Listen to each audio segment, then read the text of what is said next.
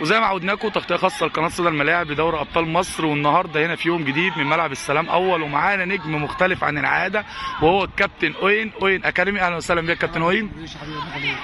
يمكن ما شاء الله شايفين فرقتك ماشيه بشكل كويس. يمكن انت ما شاء الله لعبت حوالي 7 ماتشات، كسبت 5، خسرت مباراه، تعادلت مباراه. كنا عايزين نعرف انطباعك ايه عن دوري ابطال مصر. والله حضرتك حابب اشكرك، انت من الناس اللي بحبها، انت عارف انت اخ كبير ليا.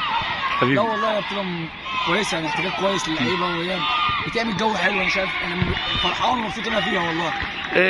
يمكن انا شايف ما شاء الله الفرقه، يمكن الريتم كان في اول المباريات كنت بتكسب ب1 2، دلوقتي ما شاء الله فرقتك ماشيه بشكل كويس، تكسب بال4 وال5.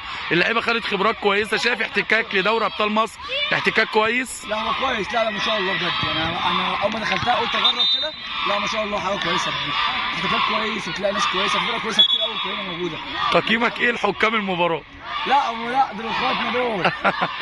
بشوفك على طول بيبقى في تعليقات مع الحكام. لا ده انا بهزر معاهم والله، هم اخواتي انا بحبهم، بس بنتناوش مع بعضينا. بالنسبه لك ملعب السلام اول ملعب كويس، يمكن انت بتيجي من مدينه النهضه، المشوار قريب ليك، مناسب الملعب ليك؟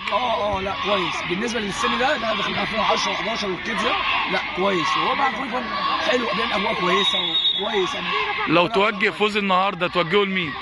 لا اللعيبه نتمنى لك التوفيق. فريق اوين اكاديمي تحت اشراف الكابتن اوين، وانتظرونا وتغطيه خاصه لقناه صدى الملاعب لدوري ابطال مصر.